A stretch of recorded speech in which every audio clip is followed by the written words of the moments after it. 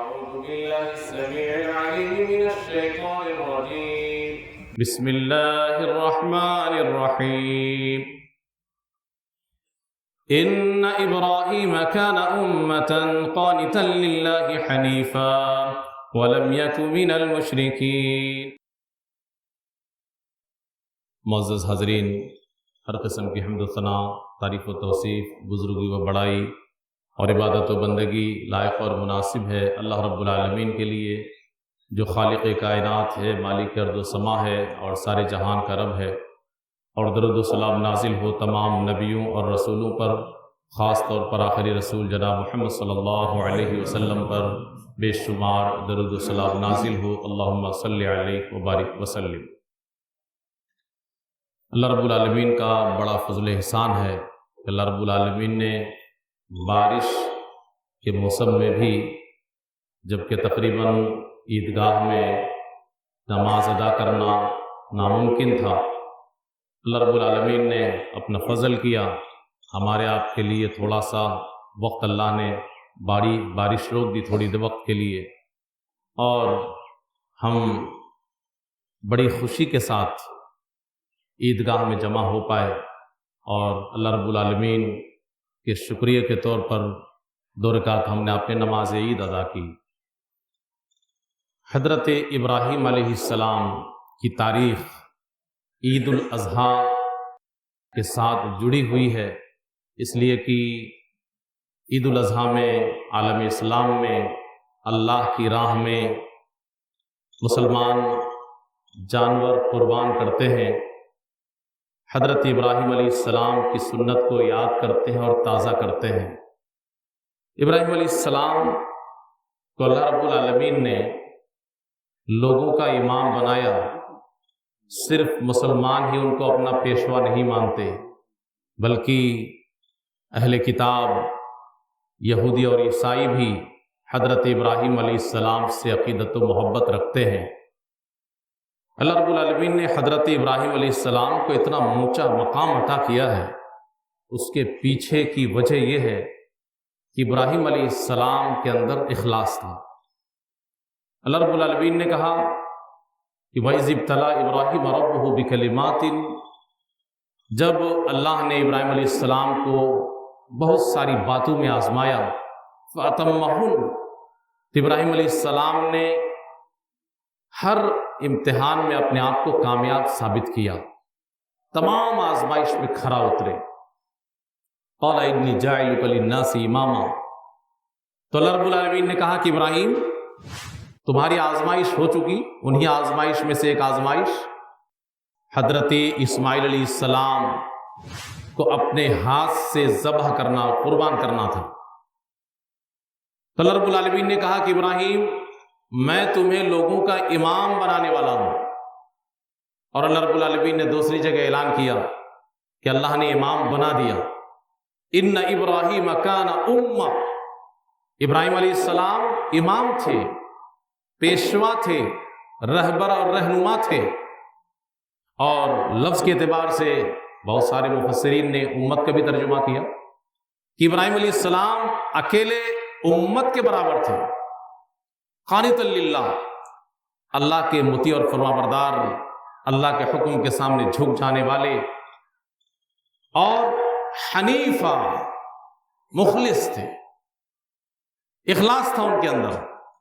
وَلَمْ يَكُ مِنَ الْمُشْرِكِينَ، شرک کرنے والوں میں سے نہ تھے۔ اخلاص یہ ابراہیم علیہ السلام کے اندر کوٹ کوٹ کر اللہ نے بھر دیا تھا، مخلص تھے، اور اس اخلاص کا پاور اتنا ہے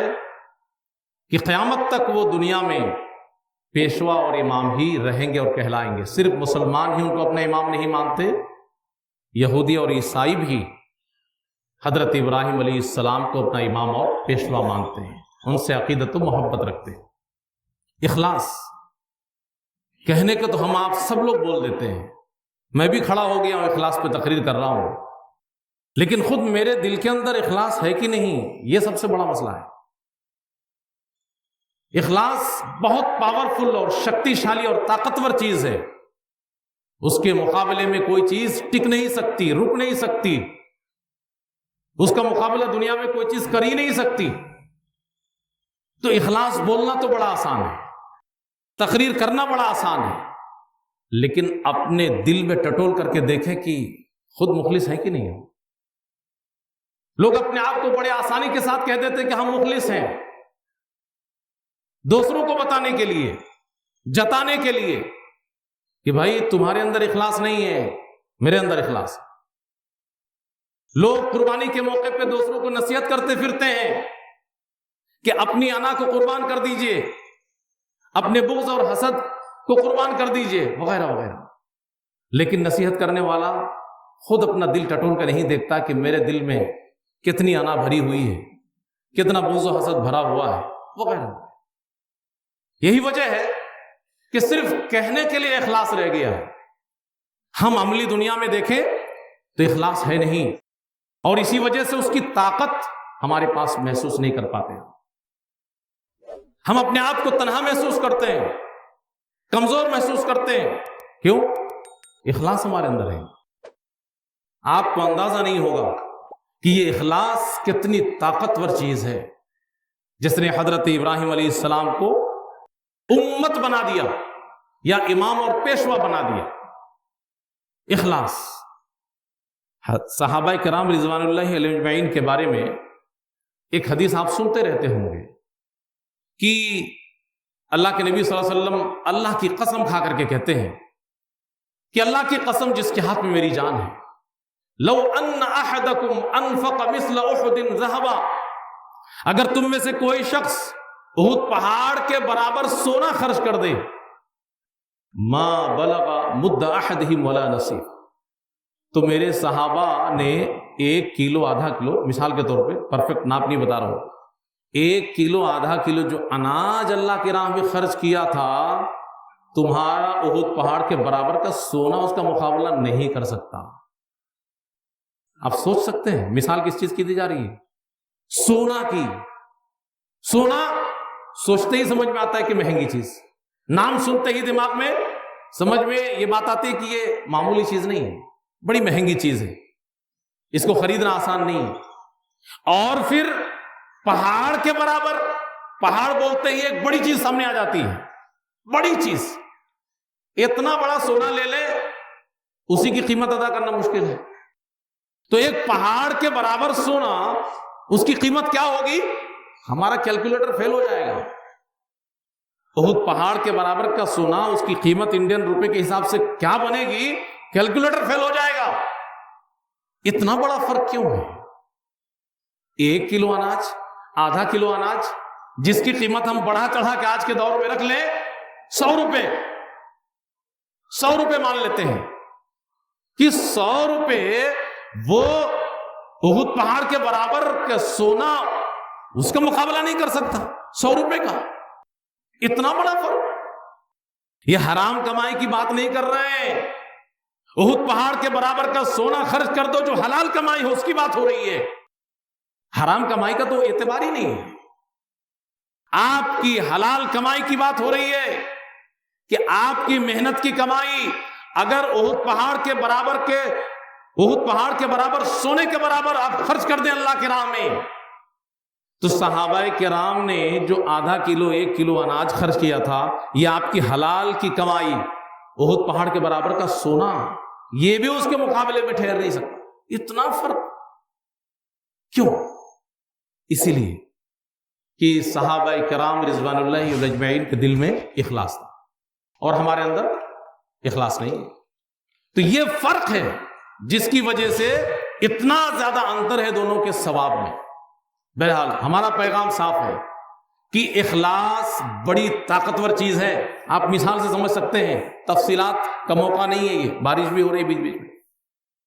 اخلاص نہایت طاقتور چیز ہے۔ صحابہ کی مثال آپ کے سامنے ہے اور حضرت ابراہیم علیہ السلام کی شخصیت آپ کے سامنے ہے۔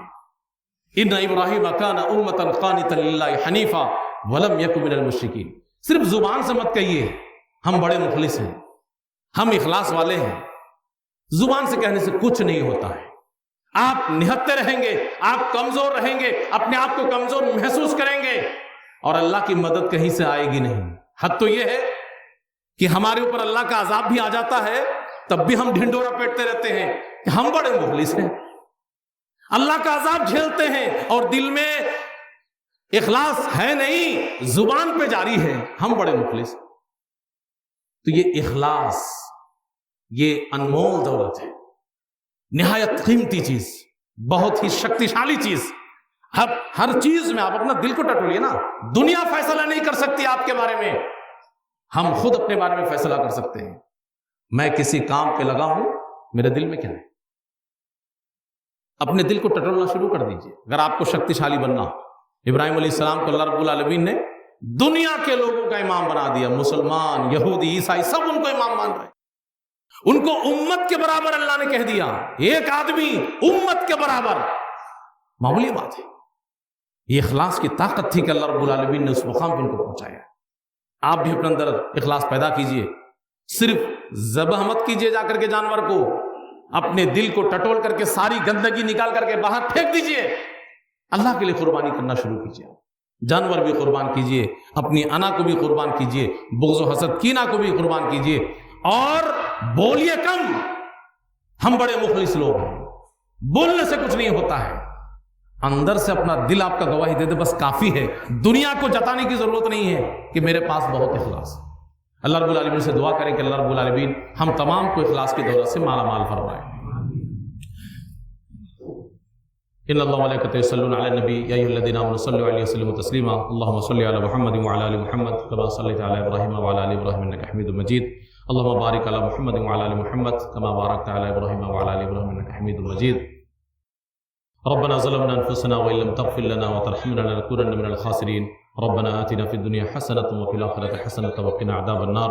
ربنا هب لنا من أزواجنا وذرياتنا قرة أعين واجعلنا للمتقين إماما ربنا لا تزغ قلوبنا بعد إذ هديتنا وهب لنا من لدنك رحمة إنك أنت الوهاب۔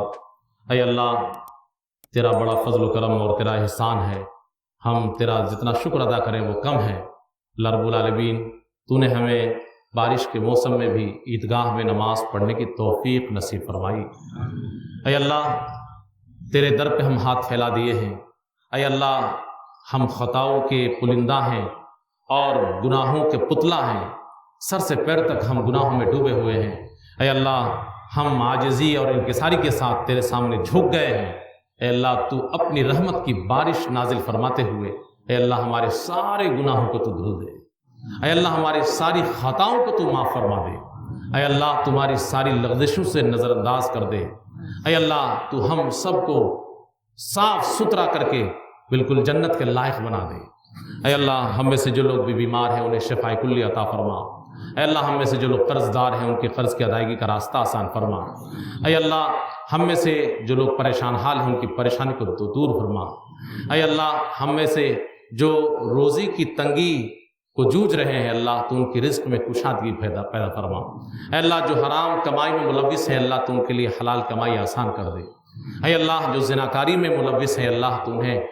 اپنی شرمگاہوں کی حفاظت کی توفیق عطا فرما، اے اللہ جو نماز نہیں پڑھتے اللہ تو نماز پڑھنے کی توفیق عطا فرما، اے اللہ جو لوگ طاقت رہتے ہوئے بھی تیری راہ میں قربانی نہیں کرتے اللہ تو ان کو قربانی کی توفیق عطا فرما، اے اللہ جو لوگ بھی تیرے گھر کا دیدار کرنے کے لیے اور ایک اہم فریضہ حج کو ادا کرنے کے لیے مکہ مکرمہ پہنچے ہوئے ہیں اے اللہ تو ان سب کے اوپر رحم فرما، اے اللہ تو ان سب کی حج کو تو قبول فرما لے، اے اللہ تو عالم اسلام پر امن و امان نازل فرما، اے اللہ تو پوری دنیا میں اے اللہ امن و امان نازل فرما، اے اللہ تو ہمارے ملک کے اندر جو بھی شر پسند عناصر ہیں ان کا خاتمہ کر دے، اے اللہ تو ہمارے اس خوبصورت ملک کو سرسبز و شاداب رکھے، آباد رکھے، اے اللہ تو ہمیں اس ملک میں امن و امان کے ساتھ اور طاقت و قوت کے ساتھ تیرے دین پہ چلنے کی توفیق عطا فرما، اے اللہ تو ہماری حفاظت فرما، اے اللہ تو ہماری حفاظت فرما، اے اللہ تو ہماری حفاظت فرما، اے اللہ ہم لوگ تیری راہ میں جانور قربان کرنے کے لیے جانور لائے ہوئے ہیں، اے اللہ ہمارے دلوں کا حال تو بہتر جانتا ہے، ہم سے بھی کہیں زیادہ بہتر، اے اللہ اب تک دل میں کیا چل رہا تھا ان سب کو ختم کر کے اللہ تو صرف اپنے لیے قربانی کرنے کی ہمیں توفیق عنایت فرما دے، اے اللہ جو بھی جانور ہم تیری راہ میں قربان کریں گے اللہ تو ہماری قربانی کو قبول فرما لے، اے اللہ تو ہم سب کے گناہوں کو معاف فرما دے، جو لوگ بھی ہم میں سے بچھڑ چکے ہیں آخرت کے سفر پہ روانہ ہو چکے ہیں، اے اللہ تو ان کی قبر کو کشادہ کر دے، اے اللہ ان کی قبر کو نور سے منور کر دے، اے اللہ تو ان کے اوپر رحمت کی بارش نازل فرما، کسی بھی قسم کے عذاب میں مبتلا ہوں اے اللہ تو ان کے اوپر رحمت نازل کر کے ان کو عذاب سے چھٹکارا دلا دے، اے اللہ برزخی زندگی ان کی خوشحال کر دے، اے اللہ ہم میں سے اگلے سال تک کون اس دنیا سے چلا جائے گا ہمیں نہیں معلوم، اے اللہ جس کو بھی موت آئے اسلام پر اور خاتمہ بالخیر ہو، زبان سے کلمہ توحید لا الہ الا اللہ جاری فرما دے، اے اللہ ہماری ٹوٹی پھوٹی عبادتوں کو قبول فرما لے، اے اللہ تو ہماری دعا کو قبول فرما لے، اے اللہ ہماری خطاؤں اور گناہوں کو تو معاف فرما دے، ربنا تقبل منا انک انت السمیع العلیم وتب علینا انک انت التواب الرحیم، وصلی اللہ تعالی علی خیر خلقہ محمد وعلی آلہ وصحبہ اجمعین برحمتک یا ارحم الراحمین آمین۔